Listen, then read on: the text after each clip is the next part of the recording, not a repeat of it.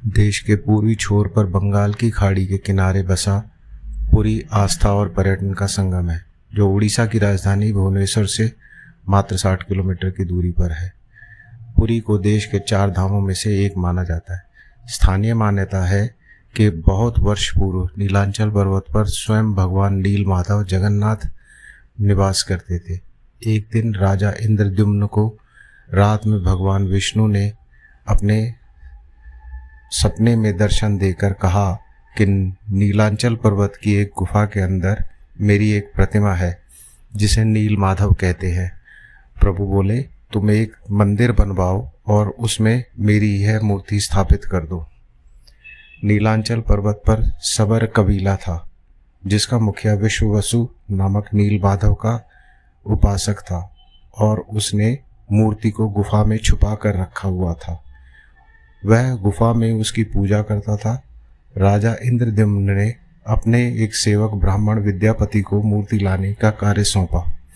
विद्यापति ने मुखिया विश्ववसु की पुत्री से विवाह कर लिया। कुछ दिनों के बाद विद्यापति ने अपने ससुर से विश्ववसु से भगवान नील माधव के दर्शन की इच्छा व्यक्त की। पहले तो विश्ववसु ने मना कर दिया, परंतु बेटी की जिद के कारण उन्होंने हाँ कर दी। विश्ववसु विद्यापति की आंख पर पट्टी बांधकर भगवान नील माधव के दर्शन कराने ले गया। विद्यापति चतुराई करके जाते समय रास्ते में सरसों के दाने गिराता गया और बाद में सरसों के दानों के जरिए वह गुफा से मूर्ति चुराकर उसने राजा को दे दी। विश्ववसु भगवान नील माधव की मूर्ति चोरी होने से बहुत दुखी हुआ। अपने भक्त को दुखी देखकर भगवान भी दुखी हो गए और वे उसी गुफा में वापस लौट गए।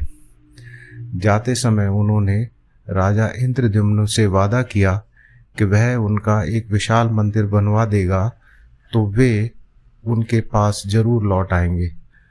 राजा इंद्रद्युम्न ने एक विशाल मंदिर का निर्माण करवाया और भगवान विष्णु से मंदिर में विराजमान होने की प्रार्थना की।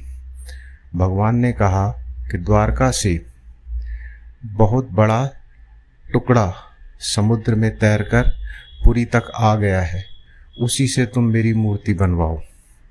राजा के सेवकों ने उसको ढूंढ तो लिया, परंतु वे सब मिलकर भी उसे उठा नहीं पाए। तब राजा ने के मुखिया नील माधव के अनन्य भक्त विश्ववसु को उस भारी टुकड़े को लाने के लिए प्रार्थना की। सबको बहुत आश्चर्य हुआ जब विश्ववसु उस भारी भरकम लकड़ी के टुकड़े को उठाकर मंदिर तक ले आए।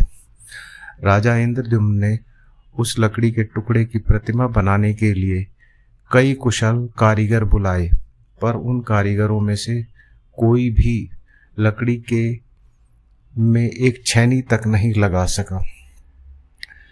तब सृजन के देवता भगवान विश्वकर्मा ने एक बुजुर्ग व्यक्ति का रूप धरकर आए।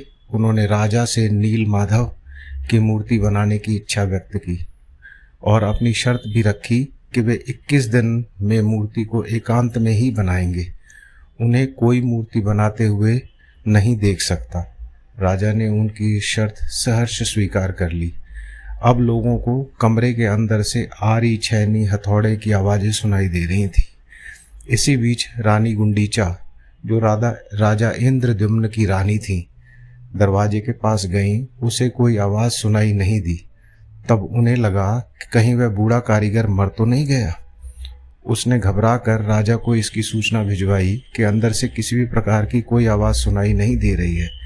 राजा इंद्रद्युम्न भी चिंतित हो गए। उन्होंने शर्त की अनदेखी करते हुए कमरे का दरवाज़ा खोल देने का आदेश दिया।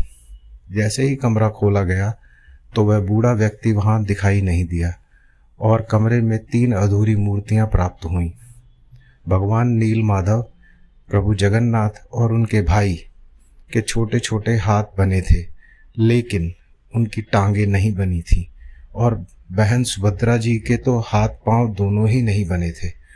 भगवान जगन्नाथ ने उन्हें स्वप्न में दर्शन देकर कहा कि वे अब इस काष्ठ की मूर्ति में ही प्रकट होकर भक्तों को दर्शन दिया करेंगे। राजा इंद्रद्युम्न ने इसे भगवान जगन्नाथ की इच्छा मानकर उन अपूर्ण प्रतिमाओं को मंदिर में स्थापित कर दिया। इस प्रकार तब से भगवान जगन्नाथ और उनके भाई बहन इसी रूप में भक्तों को दर्शन